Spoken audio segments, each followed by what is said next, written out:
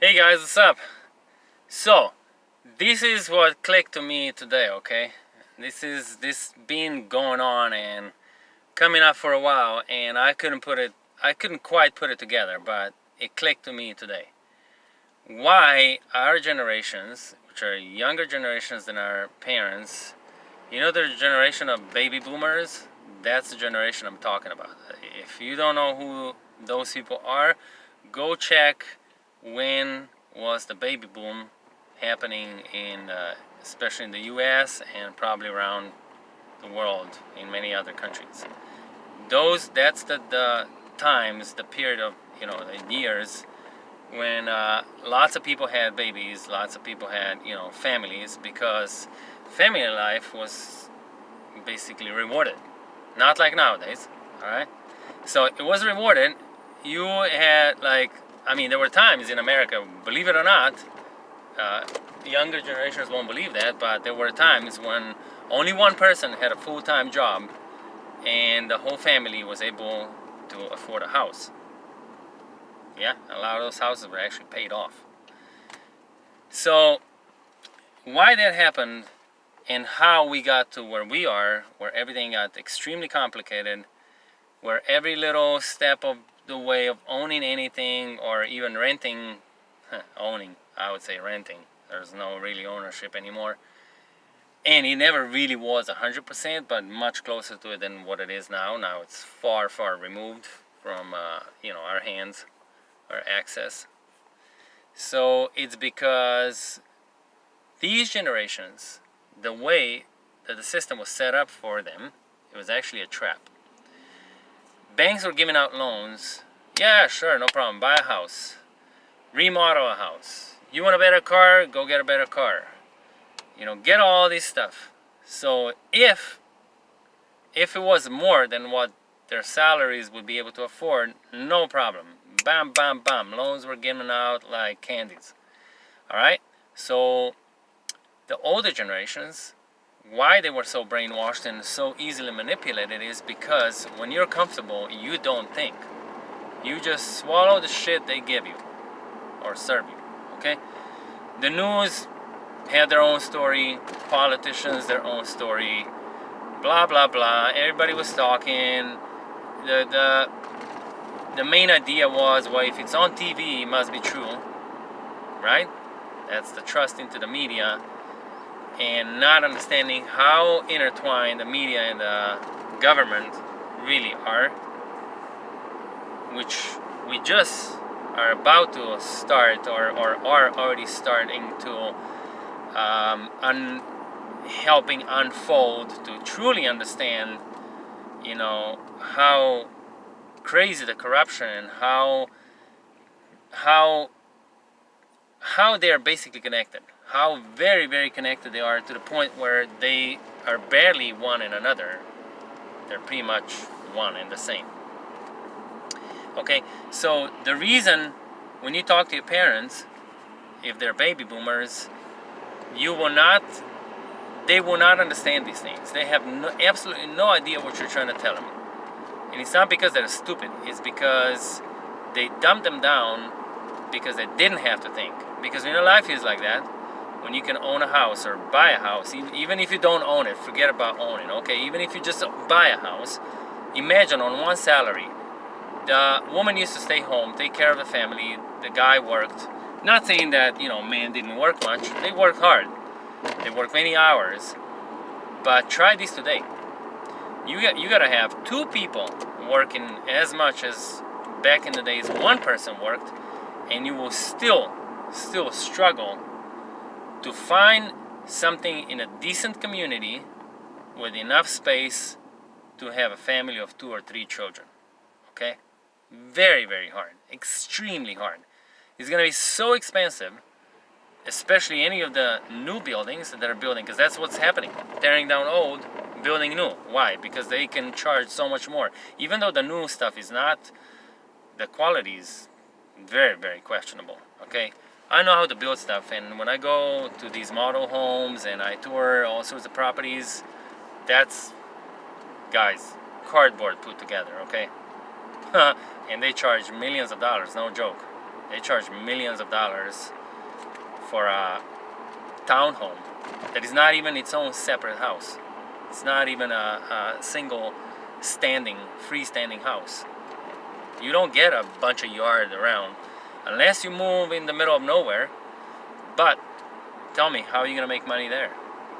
Because people say, oh, wow, why do you want to live in, like, close to big cities? All right, cool. Go to live somewhere very far away. It sounds great, right? Yeah, oh, it's so much cheaper. Yeah, it's cheaper because I'm bringing the salary from these urban areas, developed areas, into that area. But I'm not gonna be driving, I don't know, 500 or 1,000 miles every day to get to this job here. Yeah, that's not gonna happen. So when you talk to those people, you quickly realize that once you actually move to those areas, you realize that, oh, wait a second, I'm no longer looking at the prices of these properties and these homes, with the lens of the money that I used to make over there, because I'm not making that money anymore unless I do work from home, and I'm one of the lucky ones that are allowed to stay home, work from home for the same company that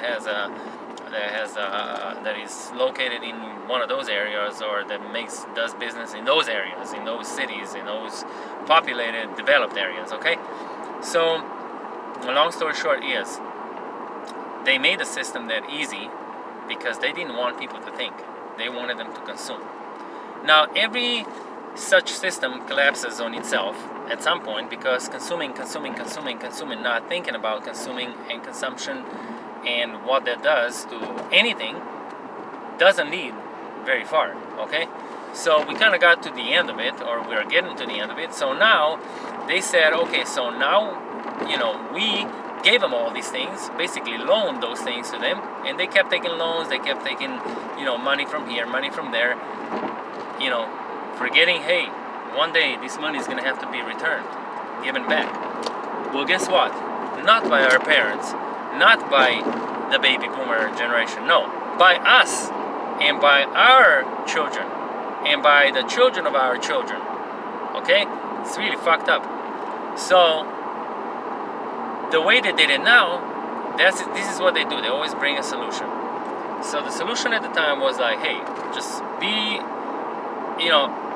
upstanding or whatever, righteous citizen, good Samaritan, whatever, go to work, with a normal job, decent hours, you'll be able to afford all sorts of stuff. Great. That's all you gotta do. You got everything taken care of. Healthcare, you got your home, you got your car, you got tools you needed. I mean, the unions were super strong at the time, right? They were actually respected. So now we return back to these times, or going into the future. What happens? Now if you want to own anything or buy anything, everything's complicated.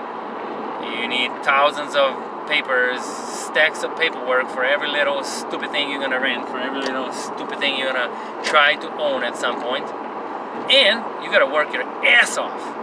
And I don't mean it just physically. You gotta have a lot of knowledge, and a lot of specific knowledge. You can't just be some Joe Schmo who wants to just be a good worker, and you're gonna get far that way, and fulfill your American dream with a picket fence, a dog, a bunch of kids, and a wife. That's not gonna happen. Okay. So they made it so complicated because the way they did it is like they pretty much gave or secured these things to the boomer generation, the baby boomer generation. Then they pulled the rug from underneath them. Bam! Took all the things that everybody got so used to, all the comfort. Everybody got used to the comfort. Everybody got used to the security, okay? There was a lot of security in all that stuff. A lot of confidence. Oh yeah, great times, America strong, beautiful, amazing nation, super proud where I'm from, that's it. Then they pull the rug from right underneath. Like, okay, you had those things, now you don't have them. Now in order to have them, our generations have to go through hell in order to obtain any of those things. Any of it. The smallest thing in America now that and I'm not saying that's only in America, it's becoming like that in most westernized countries, okay? For the smallest things you want to rent or own, you need a bunch of stupid paperwork, a bunch of promises, a bunch of like reassurances, and all that costs, all that comes with fees. Fee here for these, fee for that, administrative fee, this fee, that fee, blah, blah, blah, on and on and on, and a bunch of fucking signatures left and right. So, they made it so complicated to rent and own. Then now they have a new solution. Because now we're getting sick and tired of working so hard for basically just to own basic things in life or rent basic things in our life. So now they have a solution. Own nothing and you'll be happy. Ha! Genius! You see? It's the system always set up for a failure because it's always a trap.